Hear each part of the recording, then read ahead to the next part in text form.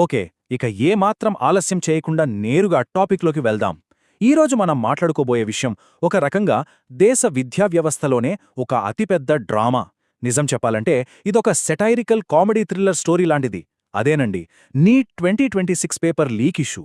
అసలు ఏం జరిగింది, ఎలా జరిగింది అనేది ఈరోజు మనం డీటెయిల్డ్గా విశ్లేషించుకుందాం. ముందుగా ఈ నెంబర్ చూడండి, 22 లక్షలు. వినడానికి ఇదొక పెద్ద సంఖ్యలా అనిపించొచ్చు, కానీ ఇది కేవలం ఒక నెంబర్ కాదండి. 2 ఏళ్లపాటు నిద్ర లేకుండా మనశ్శాంతిని వదిలేసి రాత్రింబవళ్లు కష్టపడిన విద్యార్థుల సంఖ్య ఇది. ఫ్యాన్ వేస్తే ఆ శబ్దానికి ఎక్కడ డిస్టర్బ్ అవుతామో అని భయపడి చదువుకున్న వాళ్ల సంఖ్య. అంత కష్టపడి వాళ్ళు ఎగ్జామ్ రాస్తే ఫైనల్గా ప్రభుత్వం వచ్చి ఏముందో తెలుసా? సారీ, మళ్ళీ ఎగ్జామ్ రాయండి అని చెప్పింది. ఇది వినడానికి ఎలా ఉందంటే, పెళ్లి మొత్తం అయిపోయాక పూజారి వచ్చి క్షమించండి, మంత్రాల్లో చిన్న టెక్నికల్ గ్లిచ్ వచ్చింది, మళ్లీ పెళ్లి చేసుకోండి అని చెప్పినట్లుగా ఉంది. ఆలోచించండి, దీని వెనుక ఎంత ఎమోషనల్ వెయిట్ ఉందో కదా. సెక్షన్ 1 నీట్ 2026 ఒక రియాలిటీ షో. ఇక్కడ చాలా ఇంట్రెస్టింగ్ పాయింట్ ఏంటంటే, ఇది కేవలం ఒక పరీక్షలాగా జరగలేదు.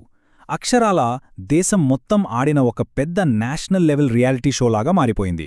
జనరల్గా మన ఇండియాలో 2 విషయాలను చాలా పవిత్రంగా, చాలా సీరియస్గా తీసుకుంటాం. ఒకటి ఎన్నికల ఫలితాలు, 2 ఈ నీట్ పరీక్ష. దేవుడి గుడిలో ఎంత భక్తిగా ఉంటారో ఈ రెండిటి విషయంలోనూ అంతే సీరియస్నెస్ ఉంటుంది. కానీ ఈ 2026 నీటి పరీక్ష విషయంలో మాత్రం ఆ పవిత్రత మొత్తం గాలికి ఎగిరిపోయింది. దానికున్న గౌరవం మొత్తం పోయి ఫైనల్గా అదొక పెద్ద జోక్లాగా మారిపోయిందన్నమాట. సెక్షన్ 2 వాట్సాప్లో క్వశ్చన్ పేపర్ లీక్. అసలు ఈ మొత్తం గందరగోళం ఎక్కడ, ఎలా మొదలైందంటే, మే 3వ తేదీ నాటి పరిస్థితి ఒకసారి ఊహించుకోండి.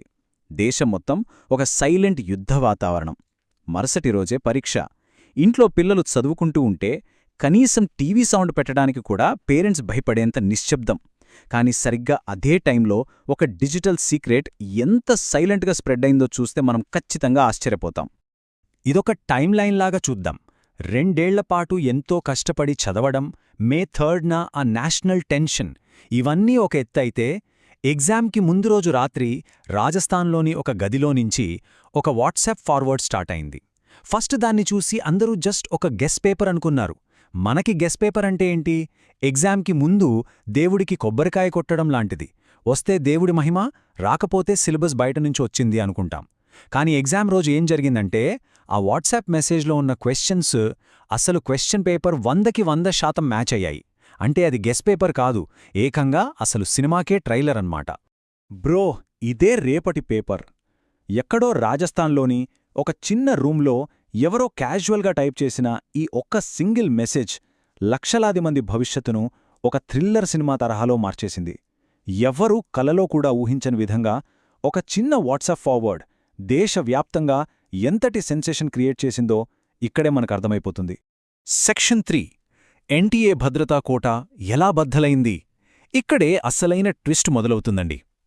నేషనల్ టెస్టింగ్ ఏజెన్సీ అంటే ఎన్టీఏ సెక్యూరిటీ ఎంత టైట్గా ఉంటుందంటే, మహాభారతంలో పద్మవ్యూహం ఎంత అభేద్యమో వాళ్ల భద్రత కూడా అంతే స్ట్రాంగ్ అని అందరూ అనుకునేవాళ్లు.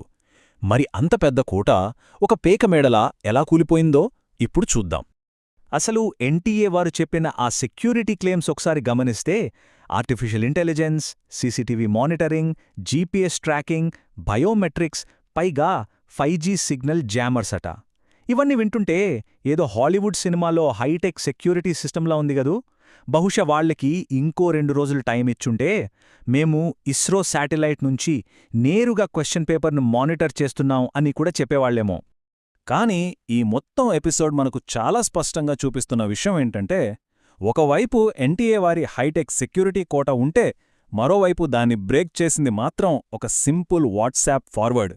ఇన్ని టెక్నాలజీలు, ఇన్ని లేయర్స్ పెట్టినా సరే పేపర్ మాత్రం చాలా కూల్గా వాట్సాప్లో చక్కర్లు కొట్టేసింది.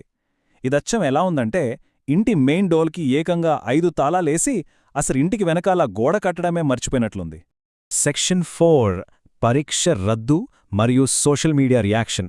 సరే, పేపర్ లీక్ అయిందని పుకార్లు రాగానే మన డిజిటల్ ప్రపంచం ఒక్కసారిగా ఎలా బద్దలైంది, ఆ తర్వాత జరిగిన పరిణామాలేంటి అనేది ఇప్పుడు తెలుసుకుందాం.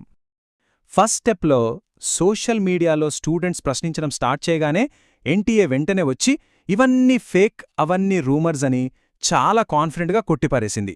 అచ్చం మన సినిమాల్లో చెత్త సినిమా రిలీజ్కు ముందు హీరో వచ్చి ఇది నా కెరీర్లోనే బెస్ట్ మూవీ అని ఫాల్స్ హైప్ ఇచ్చినట్టనమాట.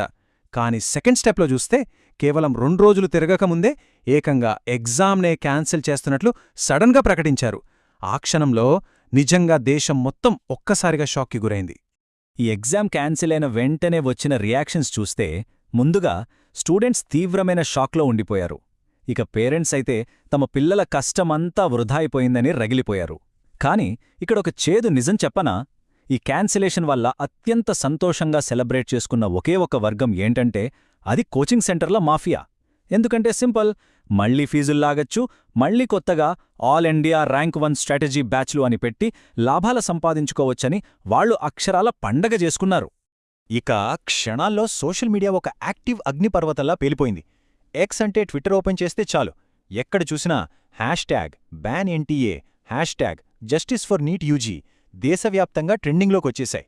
ఒక పక్క తమ కష్టమంతా గంగలో కలిసిపోయింది అని స్టూడెంట్స్ ఏడుస్తుంటే, ఇంకో పక్క మీమర్స్కి మాత్రం ఇదొక పెద్ద కంటెంట్లాగా దొరికి పండగ చేసుకున్నారు. ఆ టైంలోనే వైరల్ అయిన ఒక మీమ్ విద్యార్థుల ఆవేదనను కళ్లకు కట్టింది. మేం చదివింది బయాలజీ కాదు సార్, మెంటల్ టార్చర్. చూడండి, ఇందులో వాళ్ల పెయిన్ మనకు క్లియర్గా అర్థమవుతోంది. బహుశా మళ్లీ ఎగ్జామ్ రాయాలి అనే అనౌన్స్మెంట్ వచ్చాకే ముందు రాసిన ఎగ్జామ్ రిజల్ట్ వచ్చిన ఏకైక పరీక్ష ఈ నీట్ మాత్రమే అనుకుంటా. ఆ సిచ్యువేషన్ విద్యార్థుల మీద ఎంతటి మానసిక భారాన్ని మోపిందో ఈ ఒక్క వాక్యం చెప్తోంది. ఇది కాస్త పొలిటికల్ టర్న్ తీసుకుంది. ప్రతిపక్షమేమో దేశ భవిష్యత్తు నాశనమైపోయింది అని గొంతెత్తితే, దానికి ప్రభుత్వం మేం సిబిఐ ఎంక్వైరీ వేస్తాం అని బదిలిచ్చింది. అయితే ఇక్కడ మన పాయింట్ ఎవరి సైడ్ తీసుకోకూడదుగాని, మన దగ్గర ఈ సిబిఐ విచారణ ఎలా ఉంటుందంటే, పాత తెలుగు సినిమాల్లో క్లైమాక్స్ ఫైట్ మొత్తం అయిపోయి అంతా ముగిశాక చివర్లో జీపు వేసుకుని వస్తారే పోలీసువారు, అలా ఉంటుందన్నమాట. అంతా అయిపోయాక తిరిగ్గా వస్తారు. సెక్షన్ 5 నిజంగా నష్టపోయిందెవరు? ఒక్క నిమిషం, ఈ సెటైర్లు, మీమ్సు అన్నీ పక్కన పెడదాం. ఎందుకంటే ఈ ఎపిసోడ్లో మనం మాట్లాడుకోవాల్సిన అసలైన హ్యూమన్ ట్రాజెడీ ఇక్కడే ఉంది. నిజంగా ఇందులో బలైన వాళ్ళు ఎవరు? అసలు పాయింట్ ఏంటంటే, ఈ స్టోరీలో నిజమైన బాధితులు ఎవరంటే చిన్న చిన్న ఊర్లలో ఉంటూ రోజుకు 14 గంటలు చదివిన విద్యార్థులు, అలాగే తమ పిల్లల కోచింగ్ కోసం లక్షల రూపాయలు అప్పులు తెచ్చిన మధ్యతరగతి కుటుంబాలు, ఎంతో నిజాయితీగా కష్టపడి చదివిన ఆ పిల్లలు ఇప్పుడు మళ్లీ ఫస్ట్ నుంచి ఆ పుస్తకాలు పట్టుకుని ప్రిపరేషన్ స్టార్ట్ చేయాల్సి రావడం. వామ్మో, ఆ ఎమోషనల్ బర్డెన్, ఆ ఫ్రస్ట్రేషన్ ఎంత భయంకరంగా ఉంటుందో మనం అర్థం చేసుకోవచ్చు. ఇక్కడున్న కాంట్రాస్ట్ చూస్తే మనకు చాలా బాధనిపిస్తుందండి. ఒకవైపేమో నిజాయితీగా చదివిన విద్యార్థులు అయ్యో మళ్లీ ఎగ్జామ్ రాయాలి కదా అని కన్నీళ్లు పెట్టుకుంటూ నరకం అనుభవిస్తున్నారు. మరోవైపు లక్షలు పోసి ఆ లీకైన పేపర్ని కొనుక్కున్నవాళ్లు మాత్రం మళ్లీ ఎగ్జామ్ జరిగేలోపు ప్రశాంతంగా గోవా వెళ్లి ట్రిప్ ఎంజాయ్ చేసి రావచ్చు. మన దేశపు విద్యావ్యవస్థ దుస్థితికి ఇంతకంటే పర్ఫెక్ట్ ఎగ్జాంపుల్ ఇంకేమైనా ఉంటుందా చెప్పండి? సెక్షన్ 6 అసలు సమస్య, వ్యవస్థలోని లోపాలు.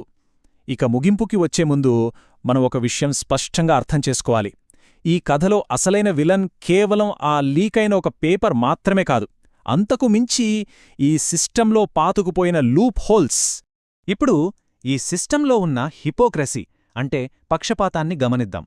ఎగ్జామ్ హాల్లో ఒక స్టూడెంట్ చీటింగ్ చేస్తూ పట్టుబడితే ఏకంగా లైఫ్ టైం బ్యాన్ విధిస్తారు. వాడి భవిష్యత్తు అక్కడితో క్లోజ్. అదే ఏకంగా సిస్టమ్ దగ్గరే పేపర్ లీక్ అయితే వాళ్ళకి పడే శిక్షేంటి? సింపుల్, ఒక ప్రెస్ మీట్ పెడతారు, ఒక కమిటీ అంటారు, ఒక సిబిఐ ఎంక్వైరీ అంటారు, ఫైనల్గా ఓ రీ ఎగ్జామ్ అంటారు, అంతే. అంటే వ్యక్తులకొక న్యాయం, అదే వ్యవస్థ తప్పు చేస్తే దాన్ని కవర్ చేసుకోవడానికి ఇంకో న్యాయం అన్నమాట. మేం చేసిన తప్పేంటి? ఎంతో బాధతో, ఆవేదనతో రగిలిపోతున్న ఒక విద్యార్థి అడిగిన జెన్యూన్ క్వశ్చన్ ఇది. నిజంగా ఆలోచించండి. ఎంతో నిజాయితీగా కష్టపడటమేనా వాళ్లు చేసిన తప్పు? ఎంత విచారకరం అంటే, ఈ దేశంలో ఎవరి దగ్గర ఈ ఒక్క ప్రశ్నకి సరైన ఆన్సర్ లేదు. ఫైనల్గా ఒక ప్రశ్నతో దీన్ని ముగిద్దాం. అసలు మన విద్యావ్యవస్థలో ఉన్న ఈ భారీ రంధ్రాలను, ఈ లూప్ హోల్స్ని ఎప్పటికి మూసేస్తారు? ఎవరు మూసేస్తారు? ఈ నీట్ 2026 పేపర్ లీక్ అనేది కొంతమందికి సోషల్ మీడియాలో ఒక కామెడీలాగా, ఒక రియాలిటీ షోలాగా అనిపించుండొచ్చు. కానీ లక్షలాది కుటుంబాలకు మాత్రం ఇది ఎప్పటికీ పూడ్చలేని ఒక విషాదం. ఈ ఎక్స్ప్లెనేషన్ ద్వారా ఈ మొత్తం ఇష్యూ మీద ఒక కంప్లీట్ క్లారిటీ వచ్చిందని ఆశిస్తున్నాను. ఇలాంటి మరిన్ని ఇంట్రెస్టింగ్ టాపిక్స్తో మళ్ళీ కలుద్దాం. Thank you.